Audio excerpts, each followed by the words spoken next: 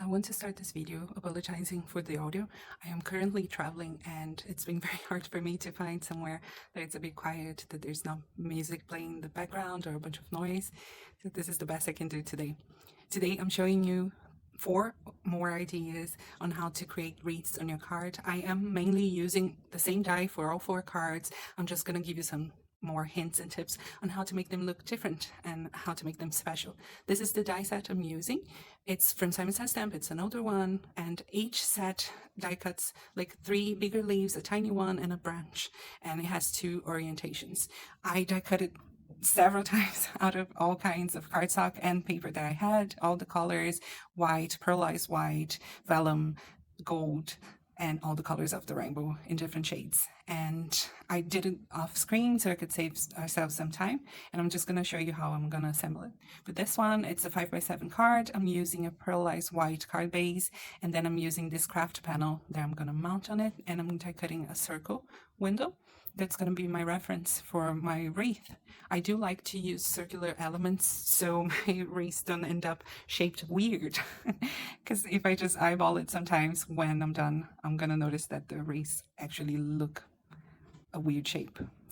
And I'm going to stamp a sentiment in the space of the window, because then I don't need to worry about the sentiment. I can just build my wreath around it. For this first one, I'm going to glue my panel and then use that circle, as I said, as my reference. And I'm just going to glue my leaves around it. All of these leaves are pearl white cardstock. I'm going to separate that branch and I'm going to tuck it in between the leaves later. And then I'm just going to alternate my white leaves with the gold ones that you can see on top left of your screen. And I'm speeding up everything. I'm going to show you slowly how I do one, but then I'll speed it up because otherwise the video will be too long and boring. So I'm using my paper piercer to help me fold those leaves to give it a little bit of dimension, and then I'm alternating one white, one gold, and so on up to the end. And at the very end, I'm going to tuck the branch part of my leaves under the first leaves that I placed. I hope that makes sense.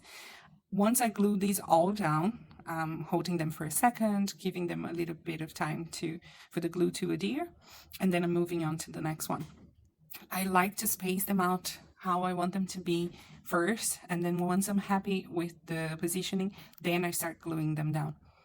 And I'm going to do that with all of them, all the cards, and I might not show you in detail, but you can see here on this one. Now, once all of these are glued down, I'm going to bring those branches and I'm going to do exactly the same thing I did with these ones. The leaves are way smaller, but I'm going to use my paper piercer to fold and bend those leaves just to guarantee a bit of dimension. I love dimension on my cards. You absolutely don't need to do that if you don't feel the same way. I understand. And then I'm going to tuck those tiny branches in between the leaves. And that's just going to make it fuller. You don't need to do that either. You could save these branches for a separate card, but because I had so many, I tried to make it richer, I guess. I have loads of leftovers at home, and when I go back, I will probably create some more cards with the leftovers that I have. You can see here that I'm speeding this up a lot. I'm not going to add anything else to this card. I think maybe I should have added just a little bit of white splatters. I think that would tie in nicely and it would look well, but I didn't. If this is the first of my videos that you're watching, I do have another video on how to make wreaths. I am going to link it in the information below if you want to check it out. I do give way more tips over there. And wreaths are something that I love creating on my cards. You can use them in different ways. I'm going to show you an interactive element in a few minutes. And they always look stunning. It's easy to make. Like for this one, I'm mainly using one die, the same die, and I'm getting 4 completely different looks out of that die. So it's a way to stretch your products as well. I made this one into a birthday card, but you can add small elements or change the colors around and change the vibe of the card completely. I'll show you more in a minute. So for the second one, I am going to create an interactive spinning element. And to do that, I've done that on my previous videos as well. I'm going to link them on the information box down below. But I'm going to use these 4 circles that you see on the screen. I'm going to glue them all together, and then I'm going to file around the perimeter of the circle to make it slightly smaller than the other circle that I have that you've seen me showing you on screen. It looks a bit like a donut, and I need these circles to be a little bit smaller than the inner circle of that donut part so it can move freely, it can spin around with no problem and no obstacles. I am just using a nail file to do that, but if you have one of those files for paper, that will be perfect too. I'm trying to show you on screen that you can spin it around no problem, but it's not always very visible. Now, I am just going to use one leaf, the bigger leaf from those three, and that's all I'm going to use for this card. But again, I have loads of leftovers, so I will probably come back home and create some more cards with the remaining die cuts. For this one, I went through my leftover paper scraps. I took one of each color and each shade that I could find, and I ran it through my die cutting machine, and I got maybe 2 or 3 die cuts out of each, which looks like a shame using only one leaf now, but I will use them all, I promise. I'm not wasting any of it.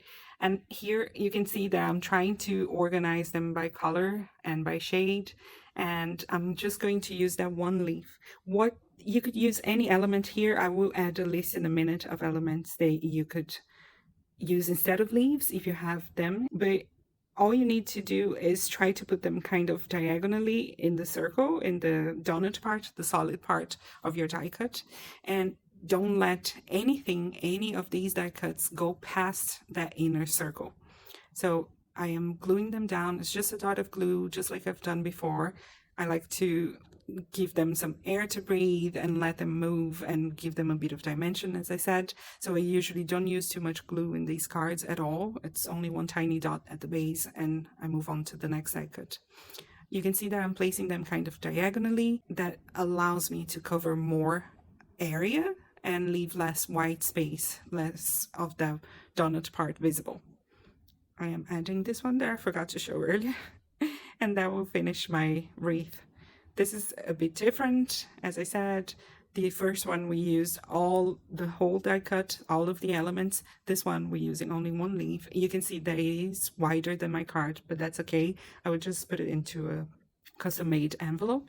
It's not a problem. I centered it, and I'm gluing those 4 die cuts, those 4 circle die cuts that I filed together, so I know exactly where it's going to be centered. I have this one that is slightly bigger than those 4, and now that I already fit my donut with the leaves inside around those 4 die cuts, I'm gonna stamp this one or add a sentiment and glue it on top. I am adding glue and being sure that it's not excessive and that glue is not gonna ooze out and mess up with my mechanism. And because the circle is bigger, those leaves are kind of sandwiched in between the card front and the big circle. I don't want to spin it around a lot here, but I'm going to try to show you. The glue wasn't dried, so I tried to be careful not to move anything, not to remove anything actually, and I'll show you at the end how the mechanism can actually move freely. Now I'm making this into a thanks card, but you can use it for any occasion if you were recreating this idea, and I found a sentiment that will fit well, and I'm just stamping it as it is. I like to live dangerously, I guess.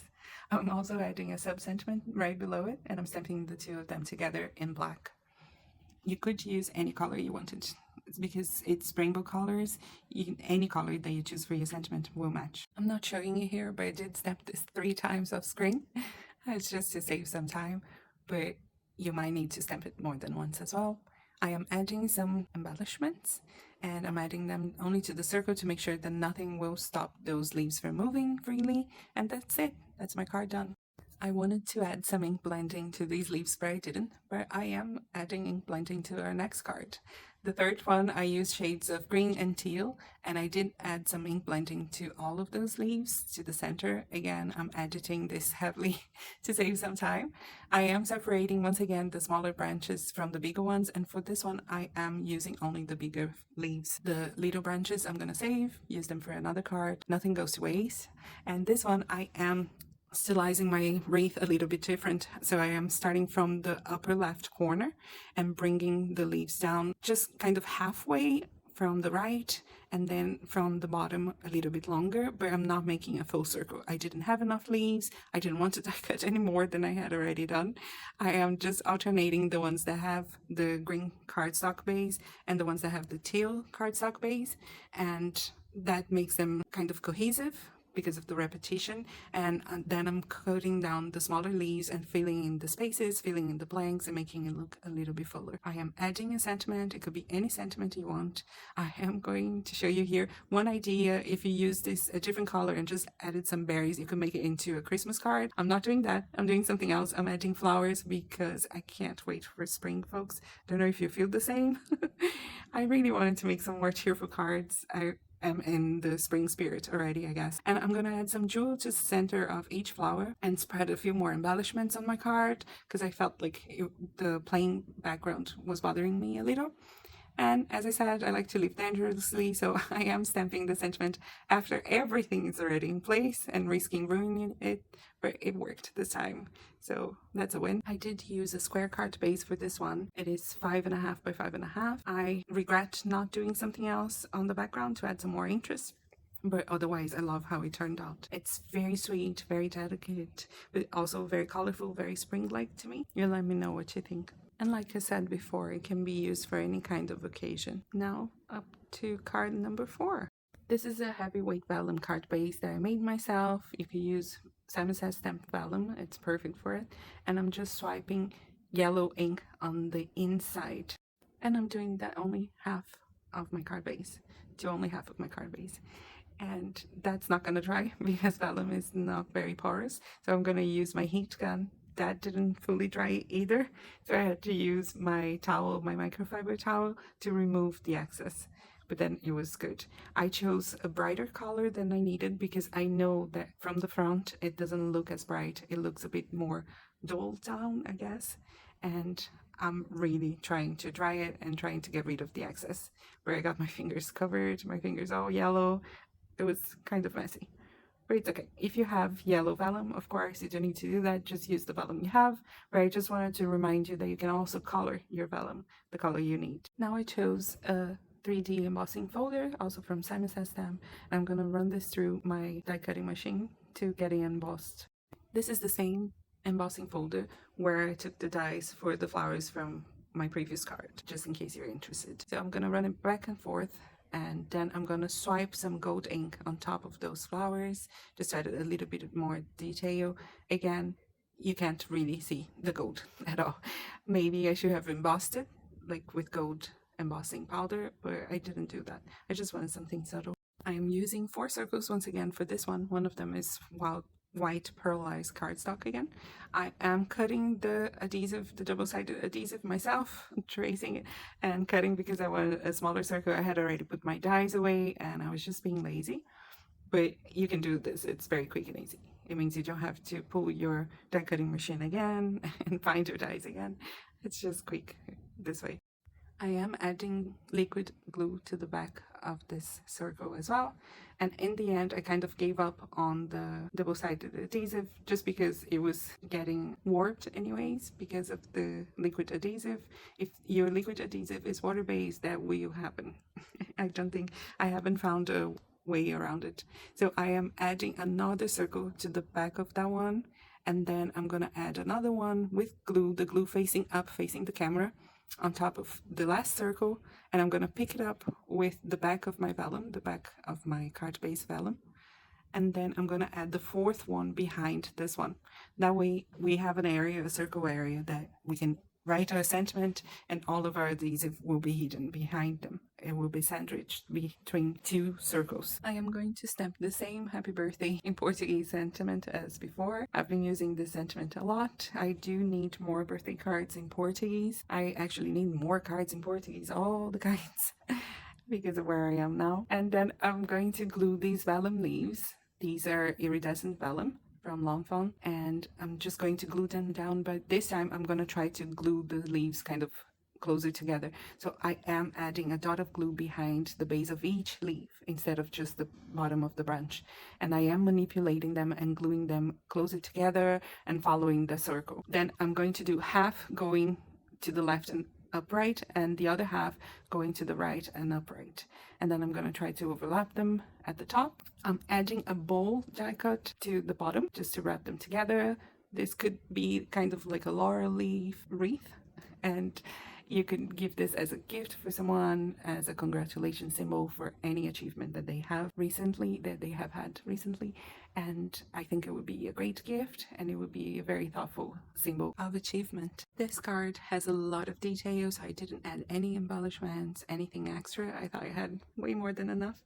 But you could add anything you want if you feel like it's missing something. And these are my 4 ideas. They are completely different ideas, and they all started with the same die. Just by changing colors and materials and backgrounds, we get completely different looking cards. So I hope you enjoyed this. I hope these ideas were useful to you, and we should be back next week, hopefully with some Easter card ideas. Please let me know if you have any requests. I would love to work on what you want to see. Don't forget to check the supply list and the links below. Have a lovely week. See you soon. Bye.